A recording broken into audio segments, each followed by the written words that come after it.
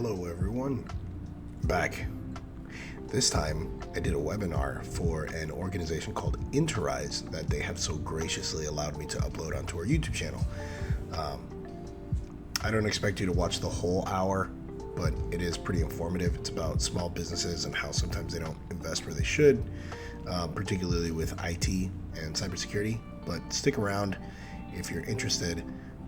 I answer a bunch of questions. I do a few things there that, I touch on some key points that some people might not like to hear. It's called Why People Are the Problem. So stick around and tell me what you think. We want to thank so much to Mr. Andres Lorde for sharing his expertise with us today. If you are not following Interise on any of our social media accounts, please do so right now. Follow us on Instagram, Facebook, and LinkedIn.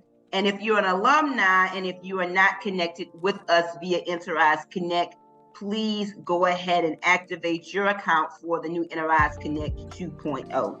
If you have any questions, please email us at network@interise.org. We are hoping to share a copy of the presentation and the recording after the seminar. If you have any questions, we are actively monitoring the chat. Myself and my teammate Jennifer Santos, who's on a call now, but feel free. This is an engaging conversation. So I am going to let Andres share his screen, and then we'll go from there.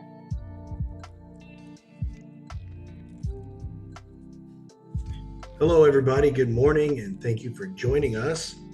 First, before I start sharing my screen, I just wanted to say thank you to Jerry Ann and Holden and to just Interise in general. It's played a really big role in the development of my company. We can't thank you guys enough for having such a comprehensive and complete curriculum that, allowed us to really come into our own. So I guess without any further ado, I'm going to share my screen and hopefully all the sound works correctly. All right, so everybody, they're really quick, I guess a preface to this whole thing. As my brother and I, when we started the company, one of the problems that we kept running into with other small businesses about our size, and it actually extends to businesses even larger than us, is that there is a complete lack of understanding with a pretty sizable majority of people in the small business space. And the problem that we have with it is that there should be more knowledge out there. There should be more education on how to actually protect yourself, because the further we get into the future, the more intertwined all of our companies will get with cybersecurity and IT. So that being said, I want to start off by saying, again, thank you. The name of this particular presentation is called Why People Are the Problem and How to Stop It, Cybersecurity and the IT Mindset, how to get into it. So we're going to start by talking a little bit about my company. So my company was founded with my brother. We're both Colombian Americans. We're first generation American citizens, and we both decided that this would be the right time to start a company. However, what we didn't realize is that we chose 2020 to start the company. You know what they say, if you're going to be dumb, you got to be smart. Well, if you're going to be dumb, you got to be tough. But we started in 2020 in the middle of the pandemic. Then as we continued getting experience and getting our name out there, we became pretty experienced, and we broadened our horizons until eventually we started getting some awards and recognition. Namely, we were named Entrepreneurs of the Year for 2023, and BuenaVista has been doing great ever since. We are a managed service provider. So essentially, we're an outsourced IT department, or we fulfill the function that an IT employee would if you were to hire one. So that means we do all of your tech support. Hey, my keyboard's not working, my mouse isn't working, I forgot my password, that kind of stuff. But then also, as of late, we've been able to get into cybersecurity, and we've been able to apply a lot of the things that we know into a comprehensive suite of services for our clients. And that's kind of what's revealed a lot of what we're going to talk about today, was the fact that we started getting into cybersecurity, and we realized that a lot of businesses were just simply not where they should be, even at a very basic level. That's Pookie. So really quick, because you got to qualify yourself when you're going to talk about stuff or else people won't believe you. This is me. I smile when my marketing person tells me to. And just real quick, I'm going to do a quick snapshot of my professional career. So my brother and I, we were both in the military. I was in the Army and my brother was in the Navy, surf and turf kind of thing. I was in IT in the Army and my brother did enterprise level administration in the Navy. So together, we knew how to do the things that the other person didn't know how to do. So we made a pretty good team and we thought that it was a great way to start a company. The guy in the middle is my dad before he lost weight. But after that, I moved to Charleston and I went to the Citadel, the military school of South Carolina, and I got my bachelor's degree in criminal justice and homeland security and intelligence. I also, fun fact, got a minor in fine arts. Then I worked a little bit at our country's headquarters for the war on drugs, called JIATF, or Joint Interagency Task Force South. There I learned like principles of operation security and how to manage information, how to talk about things, how to not talk about things, when to talk about things, and how to be secure at the highest level.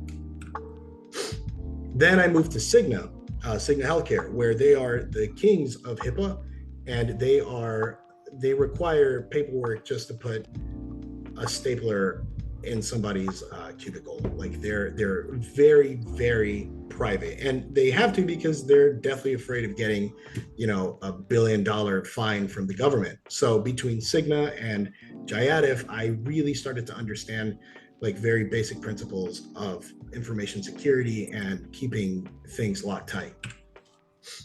Then I went to Georgetown University and I got my master's there for technology management and, surprise, surprise, information security.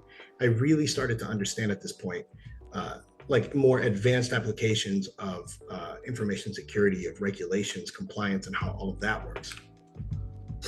Then briefly, I worked at the Defense Health Agency, which is a DoD agency that mixes both what we learned from JIATF and HIPAA, and it puts them together in an environment that serves hospitals across the world for our armed forces.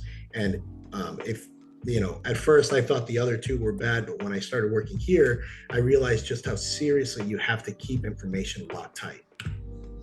Finally, I worked as an operator or like a database analyst for our nation's State Department, specifically the comptroller, and we made sure that he was able to count the billions of beans that we dish out yearly. So between that and all of the other things, I've had quite a bit of exposure to cybersecurity practices, operational security, and just making sure that you're speaking appropriately. And finally, we're here at BuenaVista Information Systems after my brother and I started it, giving this presentation to you. Now that we got all of that out of the way, I would like to start by defining a couple of terms. First, information technology, or IT. There is a big wall of text here, so bear with me. This is from NIST, or the National Institute for Standards of Technology, and they define IT as any equipment or interconnected system or subsystem of equipment that is used in automatic acquisition, storage. Okay, that's a lot of information. So what we did learn is that IT is information technology that includes computers, ancillary equipment, software, firmware, procedures, services, and related resources like the internet. All of that counts as IT. So then now the next question is, what is cybersecurity? Cybersecurity is the art of protecting IT. Pretty much the information, the data that goes within and without, the things that travel from here to there, and all of the things that are involved with IT, all of the data that is traveling between organizations. Cybersecurity is the art of protecting that from unauthorized access or malpractice. So this was actually written, this definition of it was written by NIST's cooler little brother, CISA. They're like a newer agency that's all about cybersecurity. And they ask a couple of questions here. And I think it's very important to begin to think about that as we continue. And that's how much of your daily life relies on technology, how much of your personal information is stored either on your computer on your smartphone, on a tablet, or someone else's system like a cloud? How much of your business is? Now, on the bottom right, that's a little map. It's not arbitrary whatsoever. I included this to kind of show you a general idea of where our attackers are coming from. And it's happening every second of every day. Usually these attacks come from places like Iran, Eastern Europe, Russia, China, and India were like the biggest culprits. But there are others that are constantly attacking us as well. And these are the people that you get spam calls from. These are the people that you get spam emails from, phishing emails, all that stuff. So then, how does IT and cybersecurity actually matter to me and my business? How does it interact with my business? How does it interact with your business? Does anybody have any ideas of how IT would interact with their business? I know it sounds like a dumb question, but I really would like somebody to give an idea, or if somebody had an answer. If not, I can just keep going.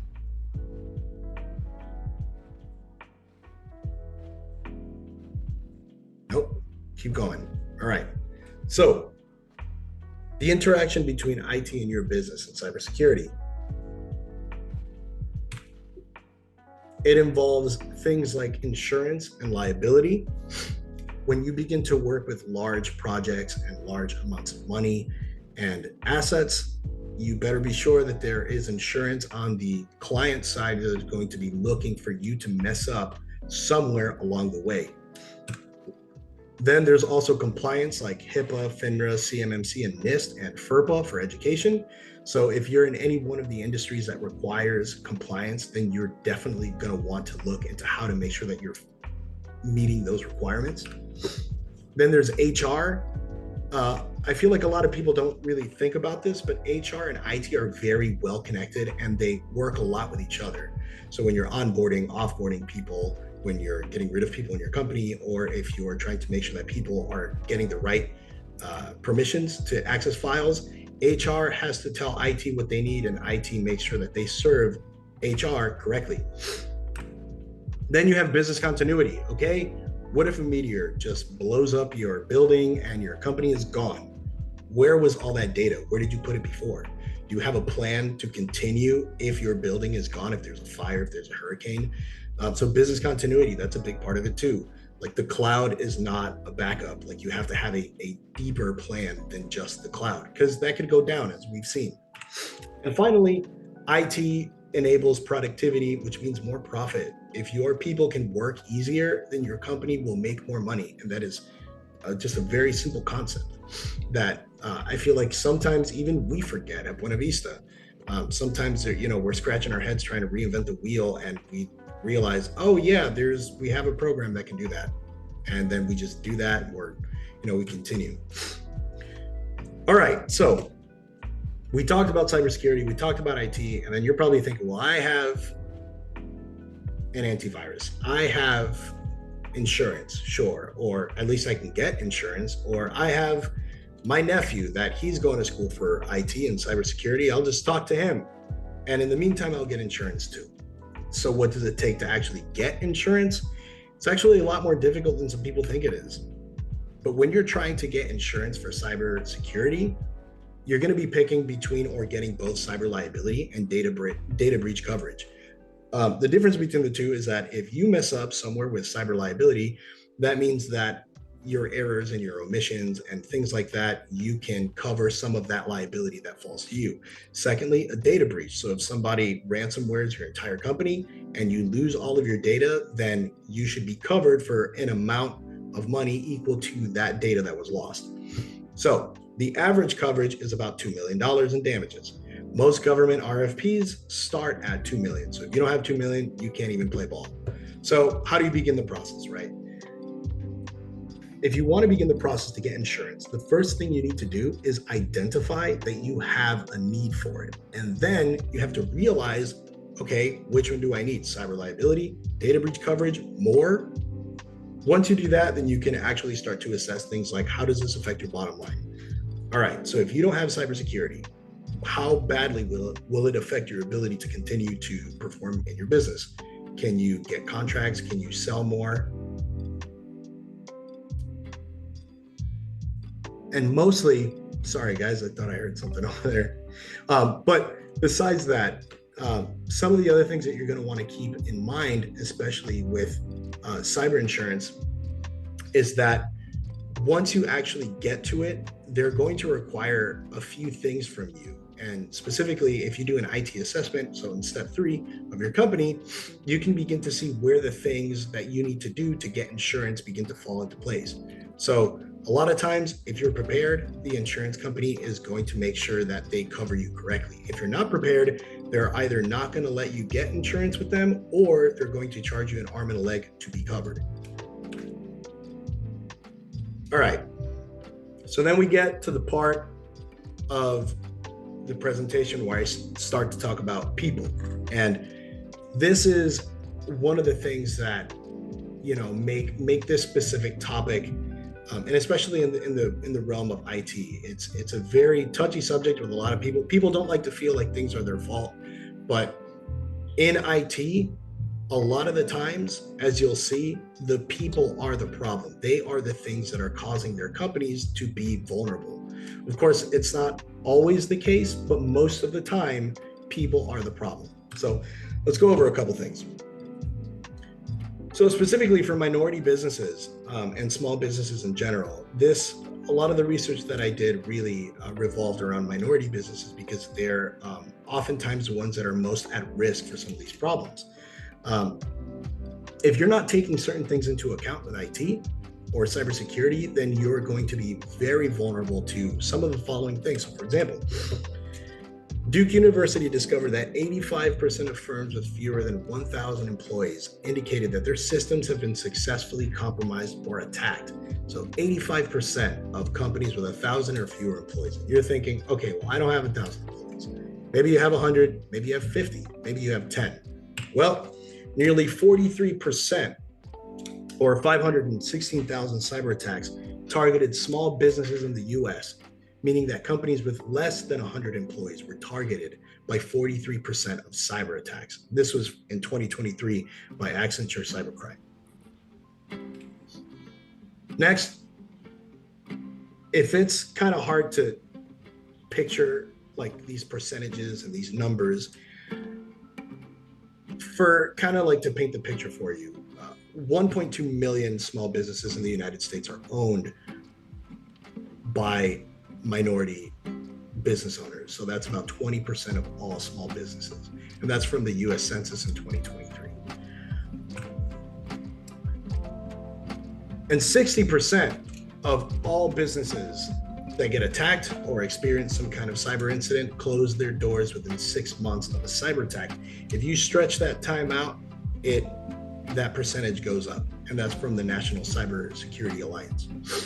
And why would that be the case, you ask? Well, because the average legal or litigation expense related to cyber incidents from 2017 to 2021 were on average $287,000 for small to medium-sized businesses. So between getting ransomware, getting money stolen from you outright, and getting sued, you could put yourself at risk just by not having certain things in place, like certain plans, certain assessments. And because of all of this, and it's become such a problem in the last few years that we've ended up giving countries like Russia and China billions of dollars in stolen money, regulators and lawmakers are beginning to crack down on companies that fail to protect consumer data, no matter their size. So penalties for negligence can range from massive fines to jail time. So, 1 second. Things like CMMC, which is the DoD's newest regulation. They've been working on it for a couple of years, but basically the basic principle behind it is that if you are a government contractor, so if you're on the base with a hot dog stand, a military base with a hot dog stand, and you're selling hot dogs, or if you're Lockheed Martin and you're selling missiles, if you are both on the base, you both have to have a certain level of cybersecurity because of the liability that falls on your company to make sure that those that intelligence and that contract information does not leak or is not leaked to other countries. That's just one example, but obviously you can find more in things like HIPAA and FINRA. But okay, to the right on these 3 yellow circles, I've got 3 instances of real people that we met, real companies that we've worked with. Their names are hidden for, reasons to protect them and not to put their business out there. But these are 3 companies that we've worked with that we have seen the consequences of some of their errors.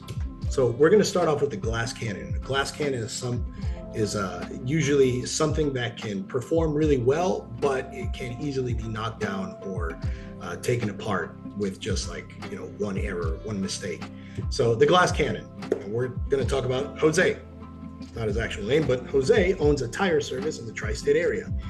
He is often reminded by his administrators that they should be using accounting software and dedicated corporate computers. So Jose has a completely different idea. He's faced with a choice.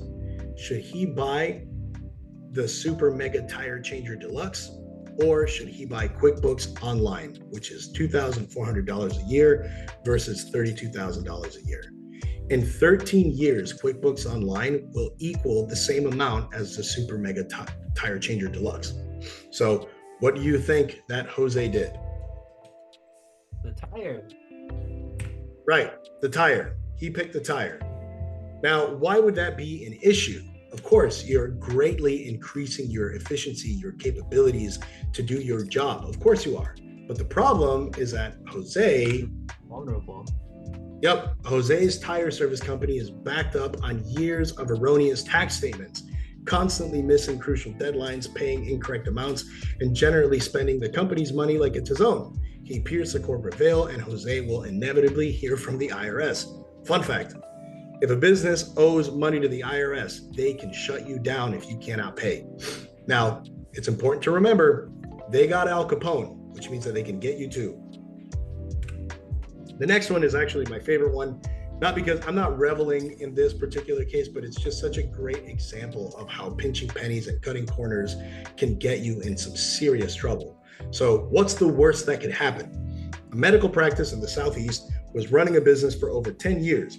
They were considered experts in their field. They were constantly featured in articles and magazines, and they were speakers in a lot of places. But they were using a single person's non-premium standard email account that connected to other personal accounts as their operations. This included medical conversations, private information from some of their patients, payments, calendars for all their contractors, contacts, and most importantly, patient appointments. The question here is, a company that's behaving this way, are they destined to collapse or destined to flourish? So, right. The correct answer is collapse. Again, these are real people that we've dealt with in real life.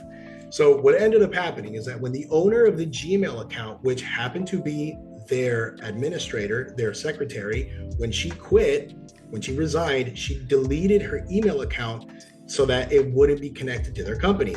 What ended up happening is that all of their operations fell apart. It was a catastrophic operations failure. And this resulted in months of issues that revealed other issues that revealed other issues, things like credit card violations, things like HIPAA violations in terms of their regulations. And within 1 year, a single mistake caused them to shut their doors after 10. Okay. All right, so none of those really seemed like cybersecurity problems, but I got one for you, an actual cybersecurity, true, honest to the name, cybercrime. Somebody robbed these people. So a prominent and well-respected financial planning firm in Georgia regularly conducts transactions with third-party vendors and entities. They receive a call one day from one of their most profitable clients' banks requesting a wire transfer of $250,000. They comply because that's within the regular behavior of the bank. And then they're asked to do it again. They thought that was a little weird, but they complied again. And finally, on the third time, what do you think they did? Did they comply or did they report the incident? So, fool me once, shame on you, right? Fool me twice, shame on me. They actually reported the incident. However, the damage was already done. The firm reported the incident to their client, and it was discovered that they indeed suffered a breach. Without having proper filters on their emails, nor having passphrases for large transactions, they fell victim to a spoofing attack, which is when somebody pretends to be somebody else. They fell victim to a spoofing attack that cost them $500,000 and their most lucrative client, who left the firm promptly after the incident. Okay, so you could see how people and their mindset and their reluctance to look into things to cut corners could be a problem. And yes, it's all doom and gloom, but who cares? Because we're all going to die anyways. My company is fine. They're not going to target me. And you know what? The world's going to end. Dr. Dre is never going to release Detox. So who cares, right? So how do you stop it? There's good news. You can stop it. And you can stop it by starting with your mentality about these things. The same way that you would approach the IRS and taxes and HR and getting licenses for different regulators that allow you to do your job is the same way that you should approach cybersecurity, especially as the world continues to move in that direction. So like, what's the difference between value and price? Does anybody want to take a stab at guessing what the difference between value and price is?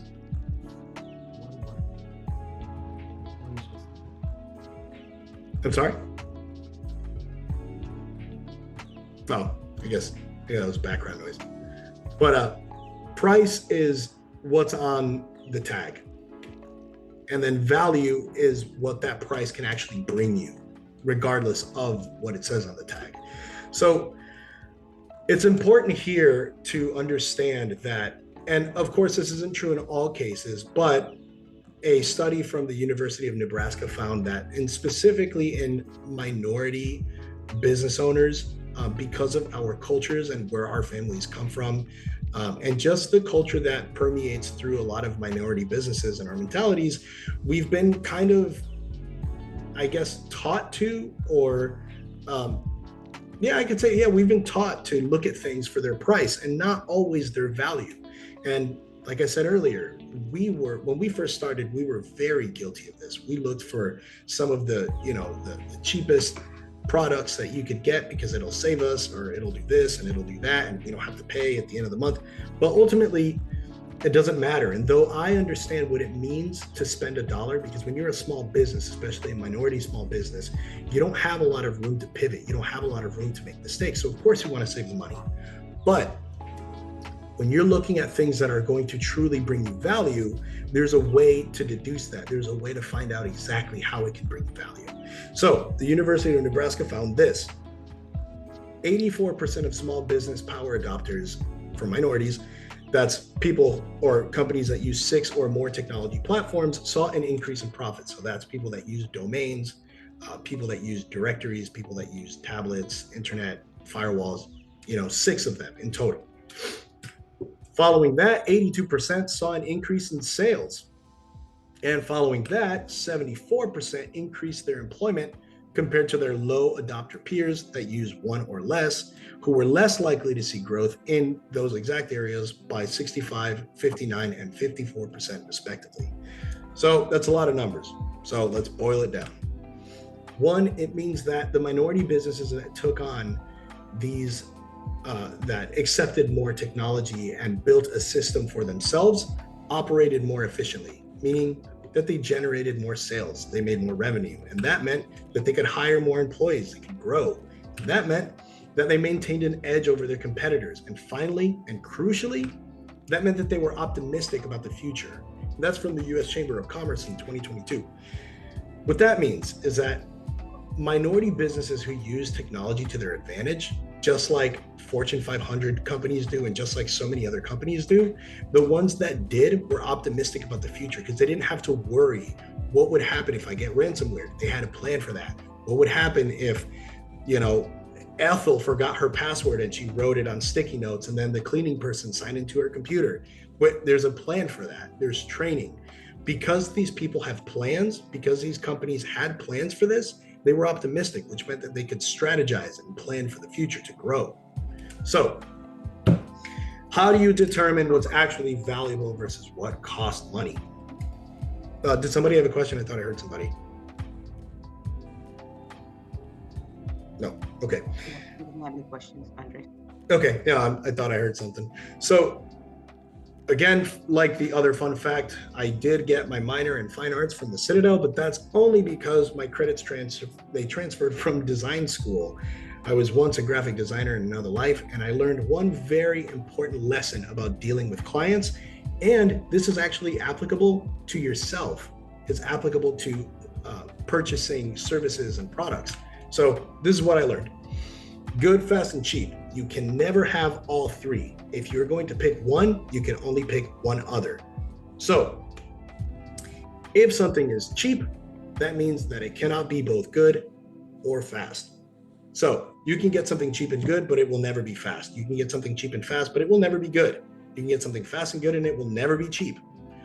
Having this in mind, the center doesn't exist, and it is very improbable unless you're taking advantage of a freshly graduated student that wants to prove himself, right? There are cases like that, but most of the time, that's not going to be the case. So when you're shopping and you're looking for solutions for yourself, you have to weigh all of these out. What exactly are you looking for?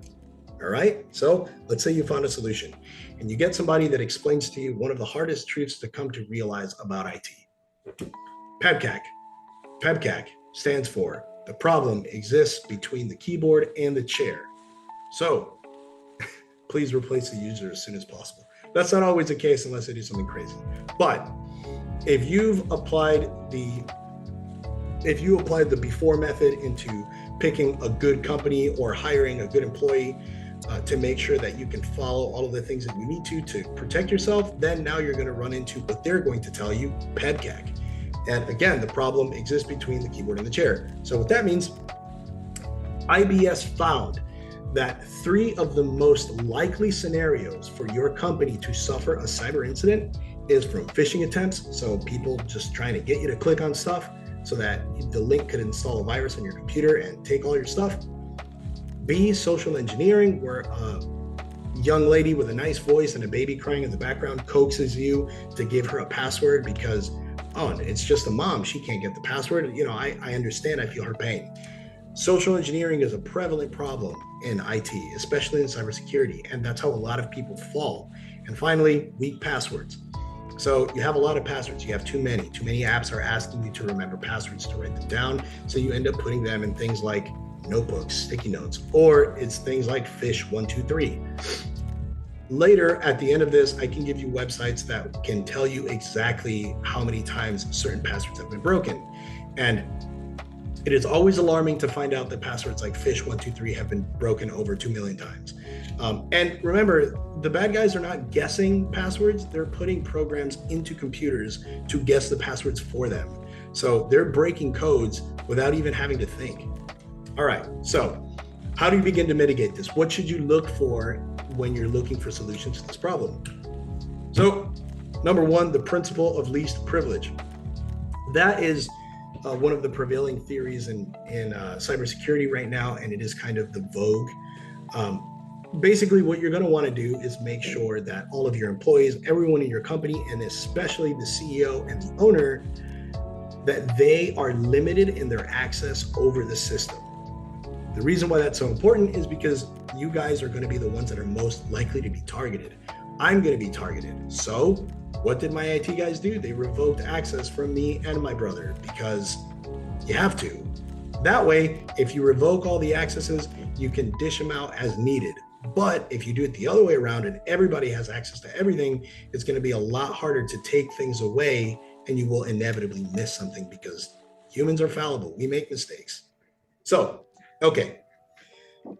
You know how to spend your money, you know where to spend your money, you know what you're looking to fix. And now, this is a different Venn diagram. This one, the object is actually to get in the middle, to get all 3. And this is called PPT, people, processes, and technology. So the 3 things you're going to want to look at are, okay, who's going to solve my problem? Who is going to be doing it? Then how are they going to be doing it? Through their processes. How are they going to, do they have a method? Are they experienced? And then, of course, technology. What are they going to be doing it with? What tools are they using to accomplish, to solve my problem? If you can get all 3, you're most likely to win. On the right, I have a small diagram of how HR and IT actually work together more often than people think. this is one example, but there's tons. Let's say that HR gave somebody the pink slip. They broke up with them. Sorry, you got to go. This is not the place for you anymore. It's not working. Okay. What do? That employee might be upset. Well, they're probably going to be upset. So then she has to consult the offboarding process that hopefully you have in place. The offboarding process has a step that says, tell IT to revoke access on Office 365 or Google. If the IT does that and they do revoke the access, then guess what you've just done? You've mitigated a risk and you've engaged in an act of cybersecurity. And the more things like this you put into practice within whatever vendor or whatever solution you picked before, the tighter you're going to run a ship. And that is exactly what you want with cybersecurity. You want to mitigate as many risks and patch as many vulnerabilities as you can through processes and people. And of course, technology. All right. So we learned how to stop it. We learned how people could possibly be the problem. And now, how do you look forward? Where do you go from here? So Ann S. York, she's a professor at the University of Nebraska, though I think she's somewhere else now. She made a quote in that publication that I got some of these statistics from. And her quote was that the ability to successfully adopt and diffuse information technology by small business entrepreneurs and minority and ethnic populations appears to be a challenge faced by many economies. That means here, domestically and internationally. It appears that if small businesses are able to use information systems effectively, they can grow, potentially reap the benefits from their technology, and become profitable. So, she believed, Professor York, that small businesses are the backbone of our economy. And in this particular case, what we learned in the Minority Business Accelerator when my brother and I went through it is that Charleston, for example, they were looking to galvanize the small business economy here by teaching minority businesses that wouldn't normally have access to certain things, how to think like an enterprise. And Ann S. York says the same thing. If people can begin to think differently and apply different things, then they will become profitable and they will grow, which ultimately strengthens the economy. So what do? You get insurance. I am not sponsored by any of these, but they are some of the top picks, some of the ones that people usually go to. They're well-known providers. So Hiscox, Liberty Mutual, and the Hartford, they're very well-known. They have good plans. And if you're interested in looking more into this, you should give them a call, or your local broker, or if you have a broker, call them. And then usually what they're going to do is that they're going to give you steps, or they're going to give you a list of requirements of things that you need, kind of like I said before. So then what you do after that, you conduct a cybersecurity scan.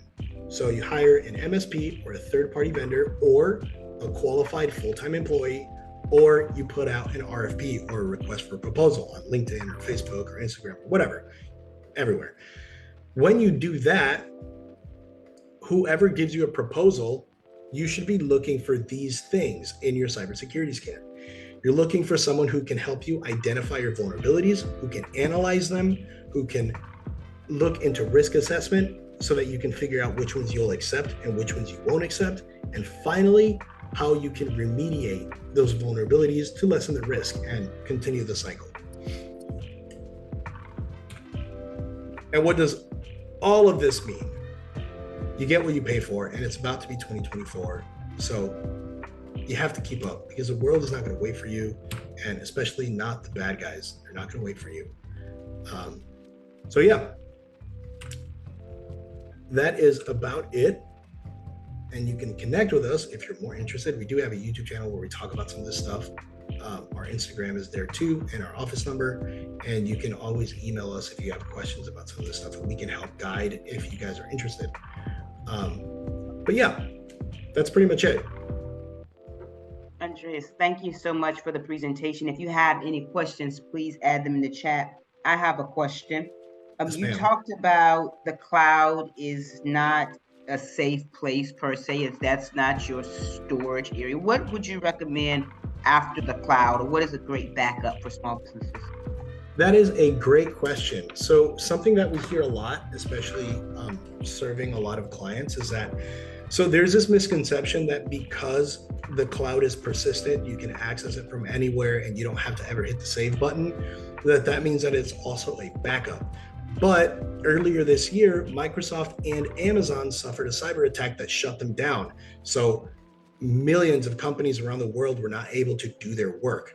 What that means is that if you're saving things on a cloud, maybe look into having a backup cloud. So if you're saving stuff on Azure or on Office 365, maybe pay for a license on Google to save on their drive or Dropbox or whatever other solution. Or you can do what we do sometimes, and we keep physical copies at our location and at another discrete location. But there are many different ways to approach backups, but that's what I meant by that. Okay, awesome. Back in the day, we used to carry around like the hard drive, the external hard drive that were like little boxes. Do you have that for your business, or those are pretty much non-existent anymore?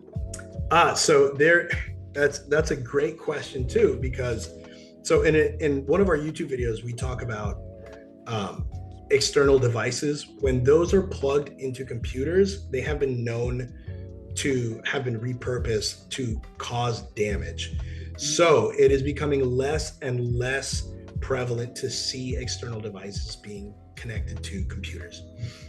So we don't often use them unless they're vetted and sourced directly by us. But we will never tell a client, hey, bring in a hard drive and plug it into your computer without us scanning it first or seeing what's on it. That's a very, very good point. Thank you.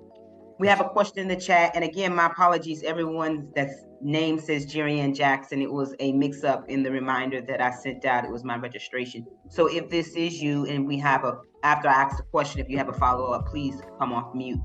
The question is, does looking for a cybersecurity consultant have to be local geographically to the small business, or can it be remote in another state? Can all of these implementations be done remotely or in person? So any good, again, great question. The answer to that question is twofold. So any great IT company or cybersecurity consulting firm will have a remote aspect to them. And in fact, most of them can be done remotely. However, if you are a niche company, let's say you're a restaurant and you need to have a specific system in place, you're probably going to want somebody local for that. But you can always work with partners. So you can have a cybersecurity firm source like a cabling company or something like that, something more physical. But usually that hasn't stopped us. We have clients all over the country. We have a bunch of clients in different states. But ultimately, it's up to your preference and up to your need. Does anyone have a question? Hi, this is Felicia Moore. I do have a question. Can you hear me? Yes. Yes, hi. I'm glad that you mentioned the statistics about minority business. I am a registered nurse. I own a home care agency. I'm lucky to have a son who's a senior analysis of cybersecurity, but Awesome. Most minority people do not have that blessing. So I would like to know what type of resources that are out there to notify and to educate minority business owners about the importance of cybersecurity. How do they get notified? How do we reach, before they land themselves in hot water with a ticket that they can't afford? I love that question, because that is the same exact question that prompted my brother and I to start doing a lot of this. The truth is that there's not a lot out there. And so earlier in the presentation, I actually had a graphic that the professor from the University of Nebraska. Ryan, somebody. Oh, there we go. In a previous version of the presentation, I had a graphic in there that explained the relationship of minority businesses with their mindset in adopting IT. Unfortunately, a lot of times, what you run into, and we've run into it too with our family, you get a lot of, hey, that's not how we used to do it, so that's not how we're going to do it because it's working well now. And then you adopt that mentality, right? So The truth is that there are not a lot of resources out there, especially not ones that are so readily available, which is why I'm so happy that Interise gave me the platform to say some of this stuff. There's not a lot. And that's kind of our goal, at least here in Charleston with my brother and I, is to spread that word to show people, hey, you need to be wary of this because you're a target. You've got a target on your back. So yeah, we have a YouTube video and we have a YouTube channel where we talk about a lot of that stuff, but we're not that big yet. So again, we're not super prevalent in that space yet, but that is ultimately our goal, to teach more people about this. But I guess a good place to start would be with your local government, with your Chamber of Commerce is where I would naturally tell people to go. Okay, thank you. Of course. Do you mind placing your YouTube channel in the chat? Yes, I can. And Holden has a question. Yes, Holden. Oh, I put it in the chat, but I can also say it too. First, I want to say Andres and Andring, thank you so much for doing this, because I truly believe that this information is really important. And I know that for small business owners, there's a lot that they're considering, especially minority women-owned business owners. And so this is something that needs to be top of mind before it is too late. And so the question that I put in the chat is, how can a business owner really measure the quality of their cybersecurity? And even as they, go through this program and think of expansion, what are some of the key questions that they need to consider? A question I even have is is there even a one pager, as they think of expanding, that they could look at this, okay, if I want to have another building, if I want to hire X, have this position, what are some of the things I need to consider? And then if I don't have it in-house, where can I go? But I think having a one pager to look at as they make these growth decisions can help guide them in terms of the right direction. Yes. So as we've done projects for nonprofits and financial services and different industries, there are one pagers out there that are meant to be digestible, easily digestible for people, but they're hidden. They're really hidden, and you really have to look within. For example, the IRS has a one pager that explains how to protect your if you're a CPA, for example, and you're working with people with your taxes, it has instructions or pointers on how to protect your client's data. They do exist out there, but again, they're really hidden. Maybe I could put together a repository and share it with Interise of just different one pagers that we found useful in the past. And yeah, maybe we can just share it with you guys and see if that you guys can be a place where people can get it from. But yeah, we can do that too. That would be perfect. Thank you. And we can share that with the network and make sure that we let everyone know that you are the subject matter experts in that. So thank you for sharing that. An excellent question, Holden. We have a great question. Another question in the chat. As a small business, I am de facto IT and HR. Are there consultants that handle both HR and IT together as you recommend? And I just want to co-sign on that question, because I think that's a very good point that you made about HR and IT and the connections in that. Yes. So most MSPs, or managed service providers, their sole purpose is to make sure that the individuals within a company are accurately and appropriately accessing data. So what they do is that they take a lot of load off of the HR people themselves. When you get to bigger enterprise levels, you'll have entire IT departments that take care of all of that. But yes, it's interesting because it's kind of a weird gray area where a lot of the responsibilities of HR do become the responsibilities of IT. But most IT professionals and consultants will have experience with how to handle permissions and policies and roles for new hires, and how to get rid of people, how to onboard people, and that kind of stuff.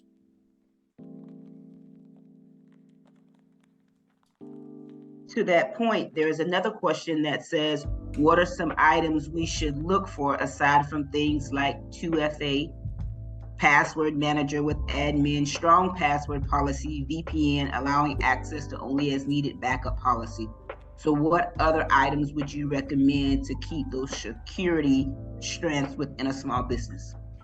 So I think the number one thing that I have run into in my career in general has been outdated software. Outdated software. When people use Windows 7 because it's just easier for them, what you've done effectively is put yourself out there in the Wild West with no protection at all. And the reason why that's important is that a lot of small businesses are reluctant to spend the $200 per computer to upgrade their computers to something modern, to something that's actually covered by Microsoft. So I would say that that's one of the biggest things, and that's a very good place to start. And that same mentality stretches to all of the things that you actually use. So if you're using Adobe Photoshop or if you're using Microsoft Word, are you using the latest version of that software? And that, I think, is one of the things that a lot of businesses overlook. So yeah, that's something that you should keep in mind.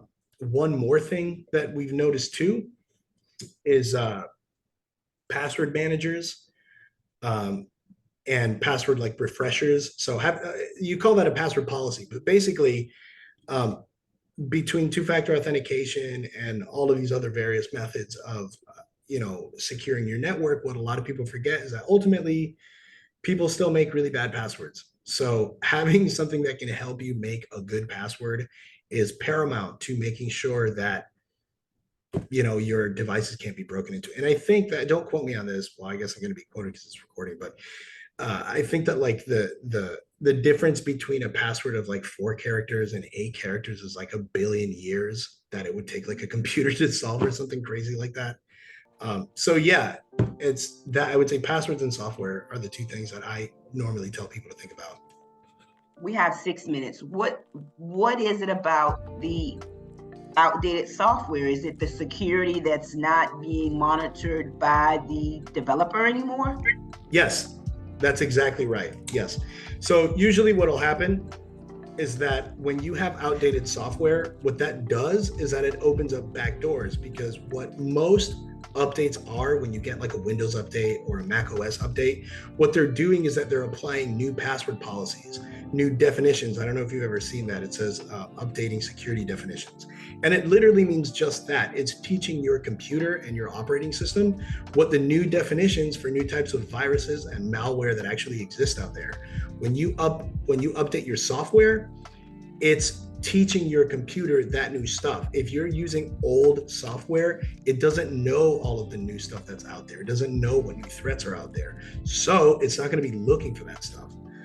So oftentimes all it does is open up a back door and leave your computer, for lack of a better term, ignorant to the things that are out there. Amazing. Any additional questions? No, the only thing I would say is this is so necessary. I don't know if anybody has any other questions, but I feel like this is so necessary and something that needs to be top of mind, but I know it can be very difficult for small business owners. And so, Andres, I know as we continue to strengthen the Interise Connect network, I do encourage you to keep posting there every now and then, asking these questions, because I think this is things that we, even during this call, Jerry and I were kind of brainstorming how we can make sure that this is top of mind for our business owners. But I think using the Interise platform to share the word, and I know as you educate our network, this will also be great for you guys and with your business as well. But I think this is great that people need to consider. I know sometimes when people are trying to expand, we look at costs first, and there's so much things to consider. But security is another thing that they have to consider on top of costs. So thank you so much. Of course. Yeah. It was a pleasure, guys. Really, thank you for the opportunity, and it was a pleasure teaching new people new things. This was amazing. So I just have a couple of takeaways. If anybody was taking notes like I was, which was very informative. Key points for today: the connection between HR and IT. The cloud is not your final backup. People are the problem. Do not use outdated software. Passwords, 8 characters or more. Get a network software. Get insurance and cybersecurity scan. Thank you so much, Andres, for your expertise and sharing. I think Holden made a fantastic comment. Please use Interise Connect to share more as you get more information that will be beneficial to small business owners. Can we give a virtual round of applause